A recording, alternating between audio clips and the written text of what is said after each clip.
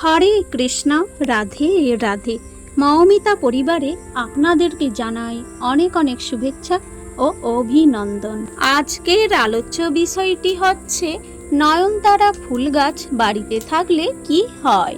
নয়নতারা ফুল গাছ কম বেশি প্রায় প্রত্যেকের বাড়িতেই দেখা মেলে, কিন্তু আমরা এর উপকারিতা বা গুণাগুণ সম্পর্কে অনেক কিছুই জানি না। তাই আজ এই ভিডিওতে বন্ধুরা আমরা জানতে চলেছি নয়নতারা ফুল গাছ বাড়িতে থাকলে কি হয়। ভিডিওটি শুরু করার আগে আমার সকল শ্রোতা বন্ধুদের কাছে একটি অনুরোধ, মৌমিতা পরিবার রাধা মাধব এই চ্যানেলটিকে আপনারা সাবস্ক্রাইব করে পাশে থাকা বেল আইকনটি অন করে রাখতে পারেন, যাতে আমার সকল ভিডিওর নোটিফিকেশন আপনাদের কাছে খুব সহজেই পৌঁছে যাবে। চলুন বন্ধুরা ভিডিওটির মূল পর্বে প্রবেশ করা যাক। নয়নতারা ফুল বাংলাদেশের ও ভারতের অন্যতম জনপ্রিয় ফুল গাছ।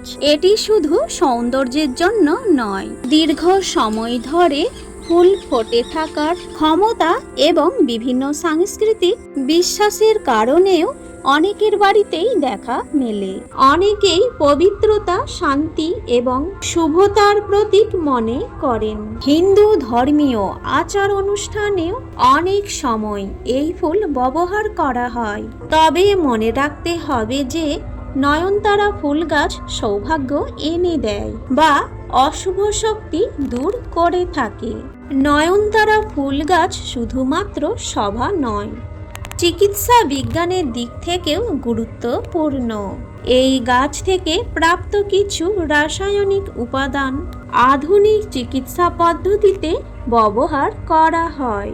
বিশেষ করে কিছু ক্যান্সার সংক্রান্ত ওষুধ তৈরিতে এর উপাদান ব্যবহৃত হয়। হরে কৃষ্ণ, রাধে রাধে। তাহলে আমরা এটাই জানতে পারলাম নয়নতারা ফুল গাছ বাড়িতে থাকলে কতটা উপকার আমাদের মেলে।